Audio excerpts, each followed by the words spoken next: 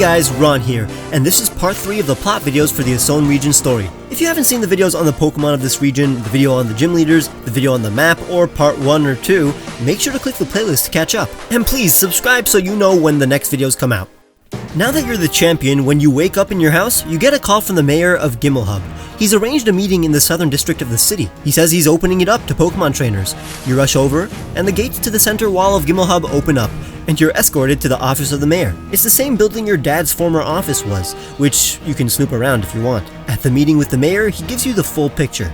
Turns out during the hysteria, a ton of Pokemon quickly snapped out of their hysterical state and began protecting humans from Berserk wild Pokemon. These acts of bravery by trained Pokemon made the citizens of Asone see how important Pokemon training is, and how much we owe our lives to our bonds with Pokemon. Unfortunately, some wild Pokemon have not been fully relieved of their hysteria. Starting from this point in the game, in every single location that wild Pokemon can be found, there is one super strong boss Pokemon to fight and calm down. It's a nice little extra thing to do. Once you go and defeat all 33 hysterical Pokemon, you receive a large cash reward and access to the Gimmelhub Ruins. There are 5 Pokemon exclusive to that area, and once you defeat the Berserk Pyroar there, you will encounter Alexeno.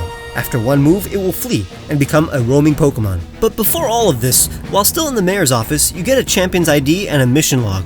As you exit the government building, you see Captain Ozone. He tells you how he's actually from southern Gimmelhub and is going around Ozone training and doing community service with his Pokemon.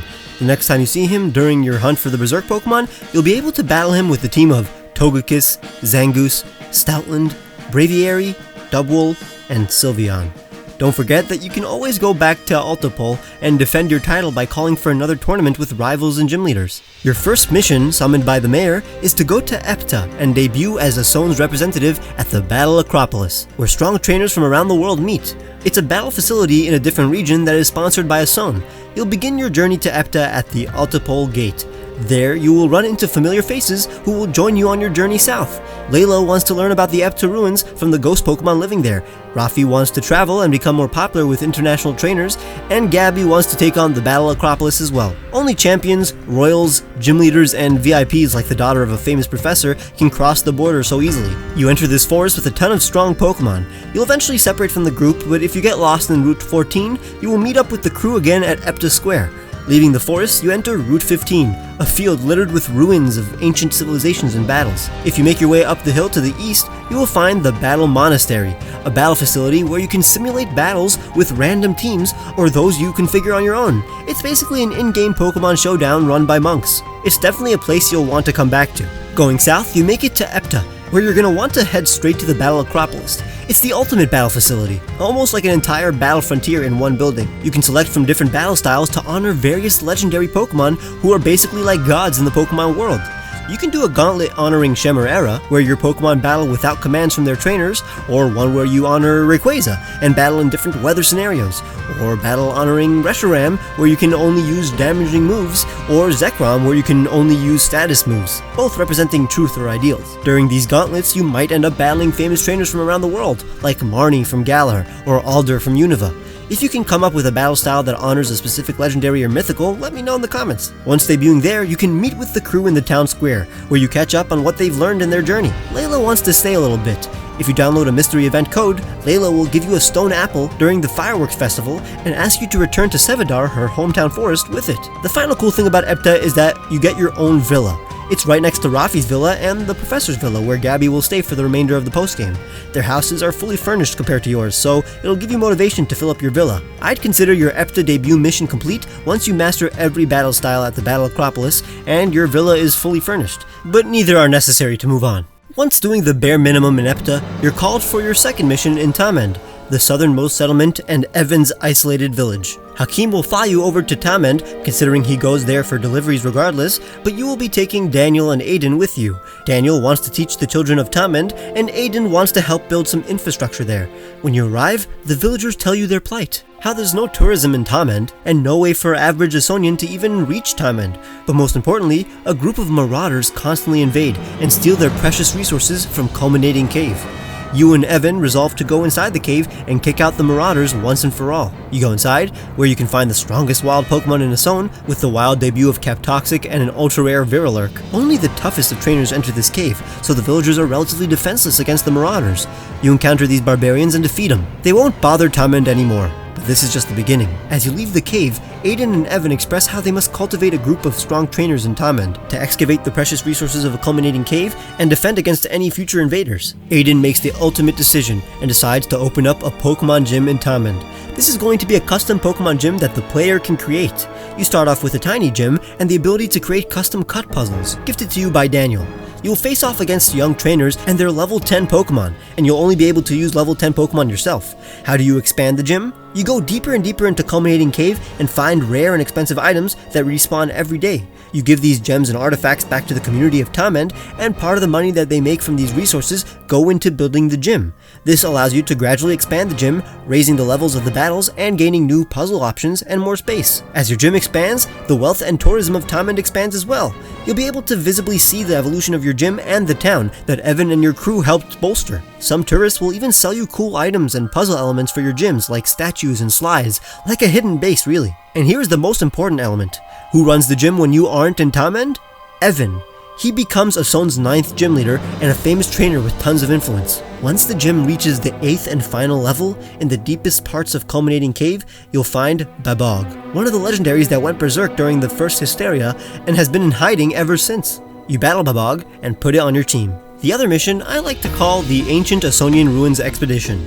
You're called by Terra to finally journey through the ancient Asonian desert.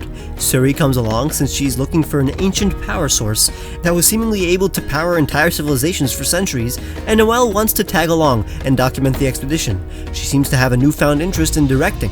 I love the idea of a group of women going on an epic expedition. You'll be able to roam this giant wild area and discover many ruins, castles, caves, and pyramids, filled with expensive items that you can sell. Some you can actually return to rightful owners around the Asone and get cool rewards. Here are the strong Pokemon you'll be able to find, but there's also a super rare roaming Parafit with perfect IVs. There are even 3 caves to find that contain hidden Regis in them. If you're lucky, you'll encounter a roaming Nometaphis. This giant legendary will act like a Dynamax battle that you, Terra, Suri, and Noelle will have to defeat. And after completing the entire Pokedex, you can go back to the desert and discover Dracosmic, who has come down to be friends. But there are a bunch more legendary Pokemon to find. Here is how you unlock and encounter them. Of course, check out the videos in which I made these legendaries to see their creation process. If you want to catch the box art legendaries, Azar Era and Shimmer Era, you will need to go back to the Oasis. There, these legendaries are just chilling with the wild Pokemon and some trainers around them. They're super peaceful and grateful to be free. Considering Pokemon are already incredibly powerful and humans have advanced so much, there is nothing these two need to teach the world anymore. They can just enjoy themselves. They'll offer to battle you once you've seen every Pokemon in the regional decks of Asone.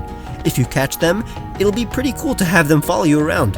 If you acquire both legendaries through trade, you can go back up to the top of Ozone Tower with both of them in your team and summon Emissaroth. It'll be an incredibly tough battle since it will turn into its revelation form. Once you capture Emissaroth and acquire a mystery gift code, you will gain access to a mythical Pokemon. Cometa will crash land into the ancient Asonian desert. During the first Hysteria, it caused devastating meteor showers and exiled itself into space. But now that Emissaroth is under your control, it does not fear being on Earth anymore. It'll be roaming around the ancient Asonian desert at night. You'll have to chase this glowing mythical around to catch it, like Galarian Zapdos. I suspect that if I ever made a quick sequel to the Asone region sometime in the future, that Hoopa will be obtainable in some kind of post-game mission too, but it's not part of my story as of now. After becoming champion, I also recommend diving into the White Sea and looking around the sunken ultimate weapon. If you do, you'll encounter Crocosmic, who has secluded itself since ancient times and is consuming the energy from the ultimate weapon. If you catch Crocosmic and bring it to Professor Cedar, he'll tell you about their lore. How thousands of years ago an ancient king created this ultimate weapon that harnessed the infinity energy of fallen Pokemon, but before it could be used, Crocosmic, under the influence of Emissaroth's hysteria, flooded Asone. The ancient kingdom of Kazaku was sunken along with the ultimate weapon. Ashamed of his actions, Crocosmic hid in the ruins of this ancient kingdom, living off the life energy of the weapon. The ultimate weapon in Kalos was actually a replica of this one. Once that's understood, I think you should head over to West Ridus Mountain, in a cavern that you can only get into by using every single hidden technique you've gotten during your gym challenge. You'll find Makog. If you catch it, along with Babog and Alexano, and bring him to Daniel, he'll tell you their story. How during the hysteria, Babog and Makog went wild and attacked Gimmelhub, but Alexano came to the aid of the people and fortified their walls with its magical roar. When Babog and Makog regained control of their will, they exiled themselves. Next, if you return to Sevedar and place the stone apple that Layla gave you into the stone-shaped slot in the town's fountain, a cute little adolescent will simply walk out of the woods and greet you. It seems to want to travel the world with you, so do it a favor and put it on your team. Wow, there you have it. The entire story of the Asone region. How about you celebrate by getting these cool t-shirts modeled after Layla's shirt and the cute little possessed that's on it. Asone is a region I've spent a year making, with a Pokedex consisting of Pokemon I've spent multiple years creating. Of course, I'm going to continue making more Pokemon on this channel. None of the series are going away. In fact, a bunch of the Pokemon we'll be making will end up in another region I'm developing, but that won't be revealed for a while. I'll continue to mention Asone from time to time, especially on social media, and the future regions that I make will have Asonian Pokemon and references. The True Green 7 Pokemon lore will keep on expanding. I still can't believe that this channel and you guys have given me the opportunity to not only create the Pokemon fan game concept of my dreams, but also have thousands of people witnessing the process and enjoying the Pokemon characters and story that I've made as much as I am. I hope you do come back to the Asone region playlist and watch all creating new Pokemon videos and story again, cause it'll definitely feel nostalgic in a couple of months. Stay tuned for more creating randomly generated Pokemon, creating Pokemon from video game characters, creating Pokemon from my fears, and of course creating new Pokemon 16, as well as type swaps, evolutions, and much more new Pokemon art series. Of course, now I have time to create more non-art Pokemon videos as well, so get ready for poll videos like the one I'm about to release showcasing the polls you guys filled out about the legendary Pokemon, and make sure to subscribe to see next week's video, and check the description for the music I used, my merch, and social media. Consider becoming a patron or member by clicking the join button to get cool rewards, and I'll see you guys very soon.